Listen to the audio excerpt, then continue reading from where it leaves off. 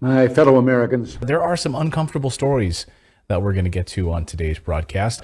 Something big is happening, and we're not being told exactly what it is. Yesterday, there was this bizarre meeting, we understand, where the head of the CIA went to the Capitol building and got together with the Gang of Eight. Now, the Gang of Eight are the top lawmakers, right? They're sort of meant to sort of rise above all of the political fray. And just when there's some sort of a crisis, when there's some sort of a big issue, they get together. Yes. The Gang of Eight does. So they met with the head of the CIA, and they met in a private skiff room in the basement of the Capitol yesterday.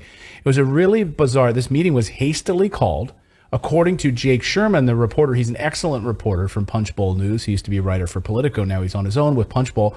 But he broke this story, said Pelosi, Adam Schiff, McCarthy, and Burns, meaning Burns, the head of the CIA, are going to the skiff with Burns and the director Burns in the basement of the Capitol. Really bizarre. And then this is so the skiff room, if you're not familiar, is a sensitive compartmentalized information facility. That's what it is, which is to give them a briefing. They're giving them some kind of a briefing. We don't know what. Why won't they tell us what this is? When pressed about it, they kept quiet. What's really bizarre that as this meeting was actually unfolding yesterday, a fire alarm went off in the building, and there was a brief evacuation of the Capitol. They went back in and continued these secret meetings. So take a look at this. This was the fire alarm going off. As you can see, something was going on here in the basement. They had to be kind of shuttled out. You can see the lights flashing there, the fire alarm going off. And there was two separate meetings. There was a hastily called intelligence committee meeting yesterday, and this hastily called Gang of Eight CIA meeting in the basement of the Capitol. Interesting that this happens one day in advance of the China-Russia meeting, right? Where the two heads of state from China and Russia are about to meet in person in Kazakhstan. Right. Today, actually. And attacks in Kazakhstan along the border also. So Right. What is happening here? I mean, you can also see, here's some photos from the basement of the Capitol. You can see what's going on here. We're not being told what it is. Andrew Solander says, lots of members of the House Intelligence Committee here. CIA director was here as well. And you can see them gathering in the basement for this private meeting. I have to say, what's the concern here? I mean, there are a couple of concerns floating around this evening as you're watching this show. One of them is concern over a nuclear attack by Russia. Now, let me repeat that. A nuclear attack by Russia, which they have said unequivocally that's not something that's ever on the table for them, but yet that is a concern inside of Washington. We don't know if that's what this meeting was about. We don't know. Current members of the Pentagon and former generals are saying that they're worried about Putin using nuclear weapons. Now, they've lost 6,000 square miles in Ukraine. The Western media is saying that Putin is getting desperate. So now he may use nuclear weapons. Do you believe that would lead to a nuclear strike? Well, as Patrick Lancaster pointed out on Monday, this loss of square kilometers only represents less than 2% Right. of the land that they have gained in Ukraine. So is that a case for despair? Right. Is one question, right? The fact that Russia has said they are not interested in nuclear war, but they have said that they are interested in retaliating where decisions are made if long-range missiles reach into Russia, right?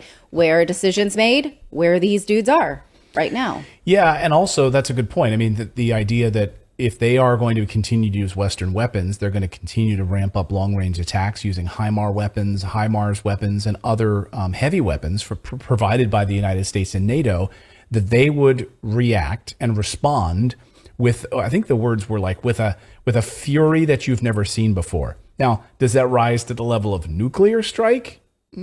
Because it doesn't make a lot of sense. I mean, again, you'd wipe the whole planet off. I mean, everyone would be destroyed. So I don't know that that's the response. They have enough other weapons to do that. If Russia was going to use nukes, I don't think Ukraine would be where they would want to use them. I mean, that is one of those weapons that if you're going to deploy it, if you're not planning on destroying the entire planet, then you better use them as far away from you as you possibly can. Yes. Right. You know But the what I mean? concern is that they would use it on American soil, Right. right? Because they have said we will strike where these decisions are made. I don't know, call me skeptical, but I think something else is going on. Something else is going on. Is the United States having these secret CIA meetings because they're worried about some kind of retribution from Russia? Could it have something to do with yet another one of Putin's closest allies dying yesterday? I mean, again, I'm throwing these out there. You guys let me know what you think. But yesterday, according to Russia Daily, 39-year-old Ivan Pechorin, the managing director of Putin's Far East and Arctic Development Corporation, so development and resources in the Arctic Circle, fell off the side of a boat while sailing in the waters close to Russky Island. Here he is. As we reported, by the way, 2 weeks ago, and there he is, so he's dead at 39 years old. As we reported here 2 weeks ago, Vladimir Putin's top oil advisors are all dying. Mm-hmm. Remember the last one we found dead, thrown from a window? Of a hospital. Of a hospital from the 6th floor? Like we really, no, he just jumped out of the hospital? Doesn't make any sense. Putin's inner circle, like all of the members of his inner oil sanctum, are basically dying off or being killed. Putin's main guy for exploration in the Arctic is now mysteriously dead, thrown off a boat, or he fell off a boat. One person dies, okay. 2, that's a coincidence. 8 of them? 8 of Putin's like inner oil circle of advisors, and I mean, it just doesn't make any sense to me. So the question we raised a few weeks ago here on the show, not by us, but we were reiterating what is being thrown out there, is that who is picking these people off? Yeah. Why is this happening? 8 people killed, all related around energy and resources, the main concern right now. I don't know. I mean, what's happening? Why are they meeting in the basement of the Capitol? Ukraine wants longer range weapons. Ukraine signals major weapons request for long-term offensive against Russia. They want it to be a long-term offensive. So they want longer, higher powered heavy weapons that they can attack inside of Russia. They launched this offensive, and now you have this victory over the past few days, right? Mm-hmm. By the way, the real story about that is, because we reported here how they've been talking about, oh, there was panic and all of these Russian soldiers were just throwing down their weapons and running. Well, it doesn't add up. It doesn't add up because they're just running away, and you can't catch up to them with armored vehicles and tanks. Right. That doesn't add up. Turns out that there were almost no troops around. It was like empty. Very little Russian forces at all. So there wasn't a rout. There wasn't a destruction of these forces. They weren't running and they were catching up to them and overpowering them. They just weren't there. They were like showing up, and there was huge gaps in the line, and they weren't even there, according to military analysts. So meanwhile, Western countries are ready to pour billions more into Ukraine, and they are giddy that NATO forces have helped Ukraine mount this counteroffensive. So do we think that Putin is going to sit back and do nothing? That's the question. Is he just going to sort of sit back on his haunches? The Financial Times is reporting this morning that the United States is preparing to send more potent weapons to Ukraine in the form of jet aircraft. So who's going to fly the jet aircraft? Ukrainian military? Especially when we've had military analysts saying that all of Ukraine's trained military were the first to go, right? And so all they're left with are these civilian volunteers. But it's hilarious. If you're one of these people who, because I actually had a comment the other day in one of our videos, and someone said, you mean to tell me NATO is leading these attacks against Russian forces? I mean, that's verifiable. And they're like, what are you smoking? I'm like, Ukraine's military has been decimated. Who else is leading these attacks and strikes using HIMARS, calling in of, I've spoke to sources in the military who tell me these HIMAR, the HIMAR vehicles specifically need to be targeted using intelligence targeting for GPS locating. Like you can't just randomly operate a HIMARS without intelligence, tracking specific spots where these things are going to strike. We don't just put these things in the field and just hope that Ukrainians know how to use them. No, they're being absolutely run by NATO forces. They have been for years, and they are continuing to be. And so that's who's going to be flying these jets. Remember when President Biden said this would never happen? Listen. The idea that we're going to send in offensive equipment and have planes and tanks and trains going in with American pilots and American crews, just understand, and don't kid yourself, no matter what you all say, that's called World War III, okay? Let's get it straight here, guys. That old expression, don't kid a kidder. So, you know, I don't know. It's incredibly troubling. This is just continuing, and it's going to continue to ramp up because next week, I don't know how many of you watching right now are going to be in Austin, Texas next week. Do you have plans? Because next Monday, you have an opportunity, kicks off the massive defense weapons conference in Texas on September 19th. Among the companies on display will be Northrop Grumman, Raytheon. All the big players will be there. And if you visit their website, you'll be scrolling down. You might see this face who's going to be the keynote speaker. Well, actually, here you go. So armaments, robotics, munitions merged to meet the mission, the future force capabilities. This is the conference. Okay. And then if you scroll down on the, here we go. If we scroll down on the website, who's going to be the keynote speaker at the conference? Oh, that makes perfect sense. So if you're going into Austin, Texas to the Defense Weapons Conference, that will be your keynote speaker. Here's my favorite part of the website, though. This is the conference, is the ethics part of the website. Oh, okay. Yes, they have an ethics part of the website. I want to just read. They kill people for a living, and yet they have an ethics page. The NDA corporate members are asked to adhere to the highest ethical standards because of who we are and what we do. It's our duty to place the greater good of the nation above our business interests and to behave in an honorable way, demonstrating respect for key principles that include honesty, fairness, equality, dignity, diversity, individual rights, and the rule of law. I mean, are you kidding me? The rule of law? They don't adhere to the rule of law by any stretch of the imagination. No, they don't have to. They don't adhere to the international laws. They don't adhere to the United States laws. They don't adhere to any of it. Again, I don't know what's coming. We'll see what this private meeting was about. There is, obviously big concerns about this meeting with Xi Jinping and President Putin. But also, what does Putin do in response to these mysterious deaths, to this offensive, to this new round of American and NATO weapons showing up in their country and Germany? They said Germany crossed the red line. So there's a number of key hotbed points that who knows what was being discussed in that CIA meeting, but we will continue to follow this story. This is a NATO war against Russia. Okay, this is what it's gotten down to. And Russia has to react in kind. Okay, NATO is allowing this campaign to continue. And we haven't seen destruction of command and control centers in Ukraine. Yeah, I think we're going to see an escalation. It's going to be a type of escalation that will be more targeted.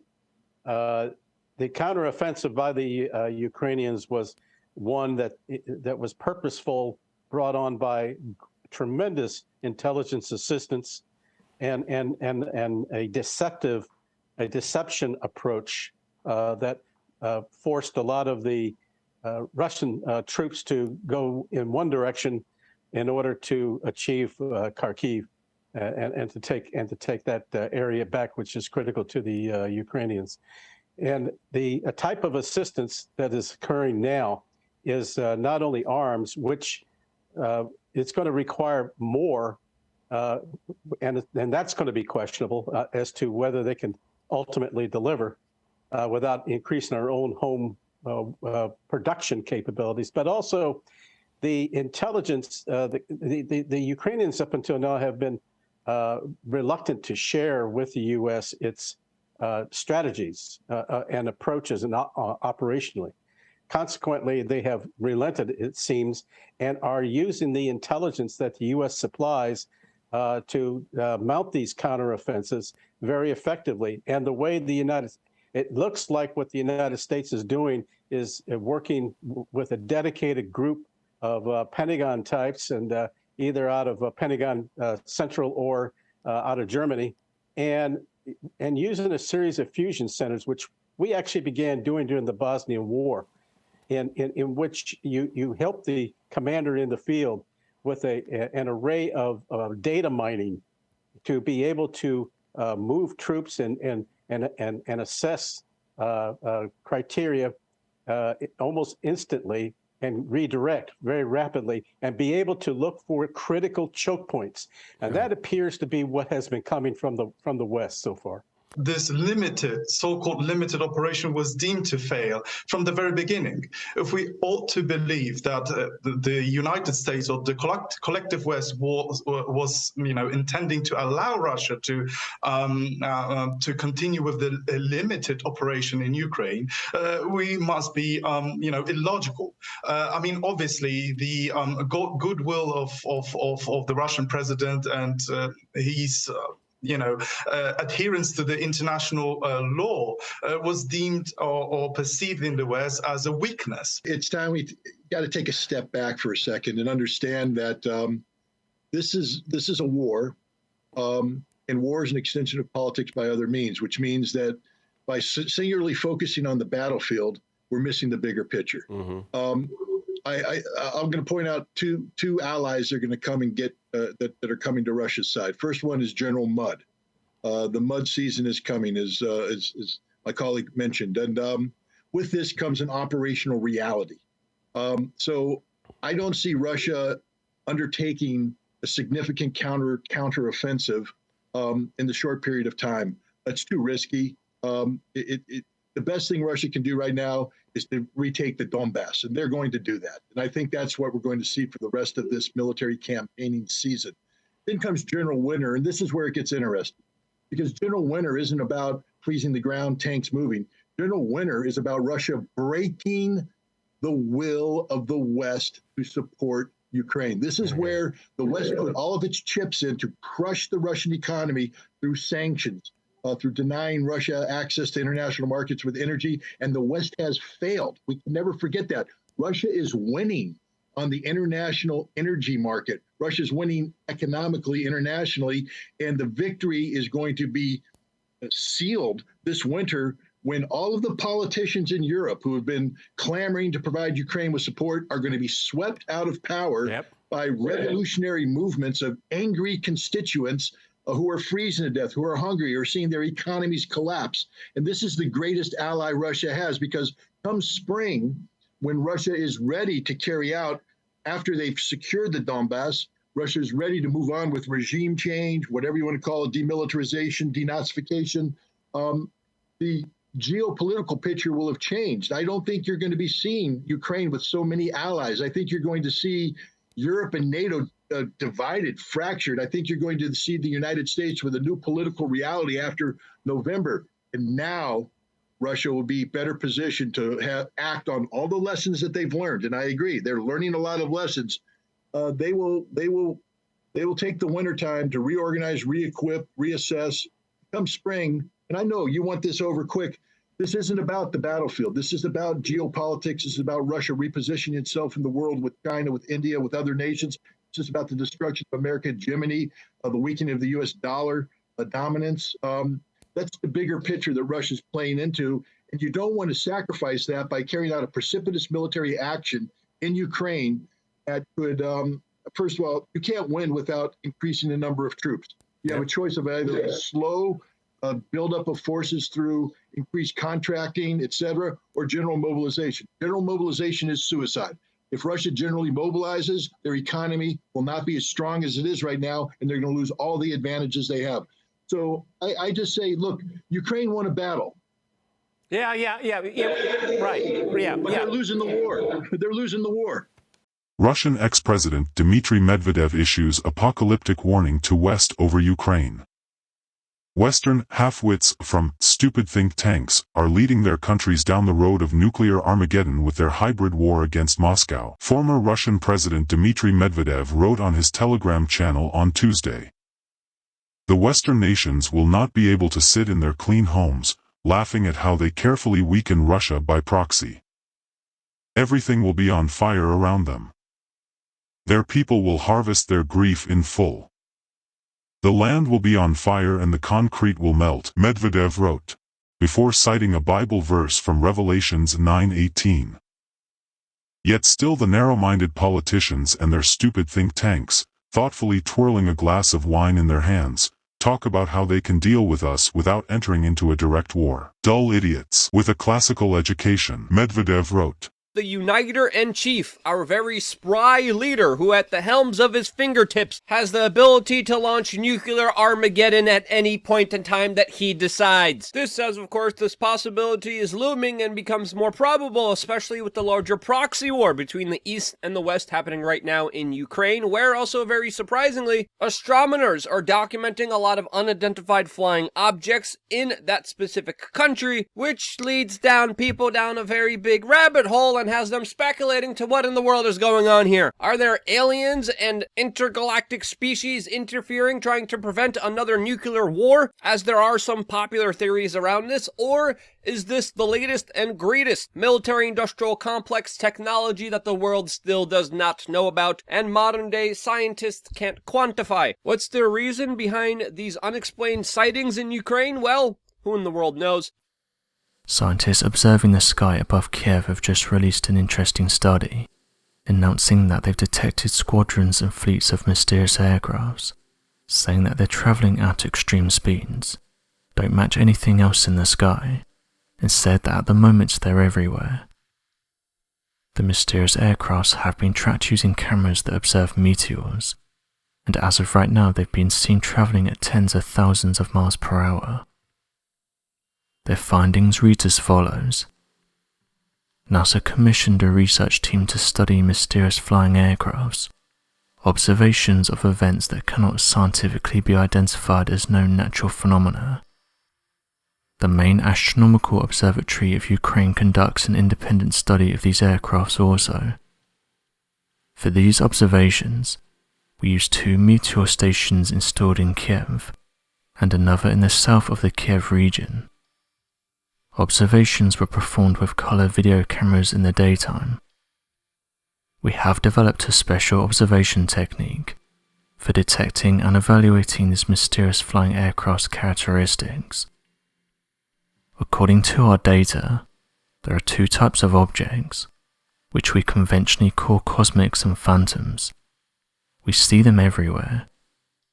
We observe a significant number of objects whose nature is not clear. Flights of single, group and squadrons of the ships were detected, moving at speeds from 3 to 15 degrees per second. Some bright objects exhibit regular brightness variability in the range of 10 to 20 Hz. 2 site observations of these mysterious aircrafts at a base of 120 kilometers, with 2 synchronized cameras allowed the detection of a variable object at an altitude of 1,170 kilometers. It flashes for 1/100th of a second at an average of 20 Hz. End quote. In our obsession with antagonisms of the moment, we often forget how much unites all the members of humanity. Perhaps we need some outside universal threat to make us recognize this common bound. I occasionally think how quickly our differences worldwide would vanish if we were facing an alien threat from outside this world. And yet, I ask you, is not an alien force already among us? What could be more alien to the universal aspirations of our peoples than war and the threat of war?